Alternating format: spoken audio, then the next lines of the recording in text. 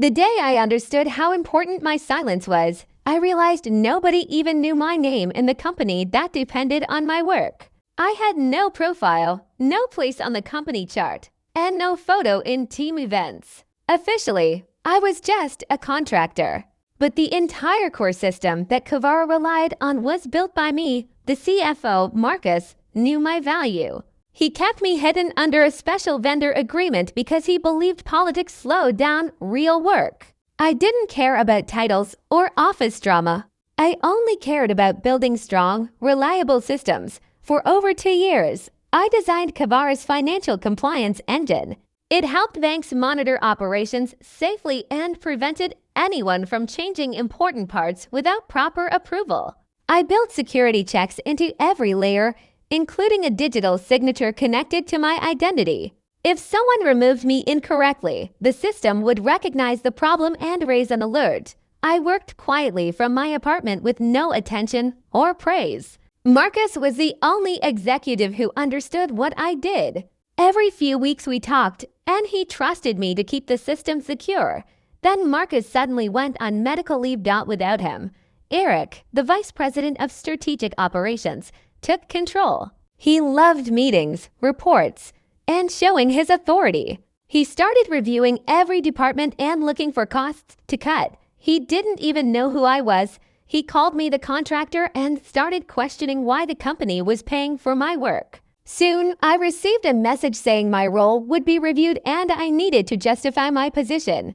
I knew what that meant. A few days later, Eric invited me to a meeting. He explained that my role was unclear, my contract was being terminated, and I needed to delete all company files from my computer.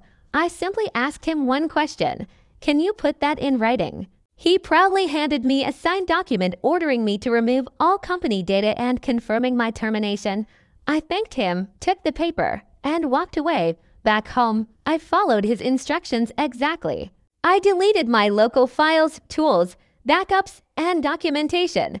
But Eric made one mistake. He believed my computer was the system. It wasn't. The real protection was inside the architecture I had built. My identity was connected to the compliance system. Removing my credentials without following the proper process triggered automatic security alerts. That afternoon, the company's banking partner detected an unauthorized change. The system reported a serious compliance issue, and Kavara's $18.5 million line of credit was frozen until an investigation was completed. Eric had no idea. He was busy celebrating his decision and telling everyone he had removed unnecessary costs. Meanwhile, legal teams and bank officials began reviewing the records. They discovered that my credentials had been removed without proper approval. No handover had been completed, and no security review had taken place. Then Marcus returned. The bank had contacted him directly because he was still listed as the highest authority connected to the system. The first thing he asked was, why was Julie's credential removed without proper procedure? Nobody had an answer. Eric admitted he ordered me to delete everything. Marcus calmly asked whether he had reviewed the system design or consulted the technical team before making that decision. He had not. The evidence was clear. Eric's signed memo had directly caused a compliance failure that froze millions of dollars in company funding. The legal department began an investigation. Eric tried to defend himself by repeating that I was just a contractor, but that didn't change the truth. I was the architect of the system keeping the company secure. The bank requested verification from the original architect, so Marcus restored my temporary access. I examined the system, confirmed the damage, and reported that the security features had worked exactly as designed. The system had protected itself. Soon after, Eric was removed from his position pending investigation. His access was disabled, and security escorted him out of the building. Marcus called me later. "We're restoring your contract," he said. "Thank you." I didn't celebrate. I didn't say I told you so. I simply logged back into the system one final time, restored the necessary components, and watched the security status turn green again.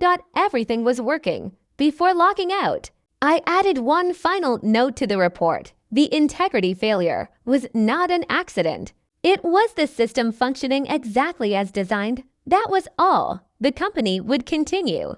Executives would create reports, hold meetings, and explain what they learned. But I had learned something too. You don't need a title or a spotlight to have power. Sometimes the quiet person in the background is the one holding everything together. And next time, before someone signs a document they don't understand, they should read it carefully.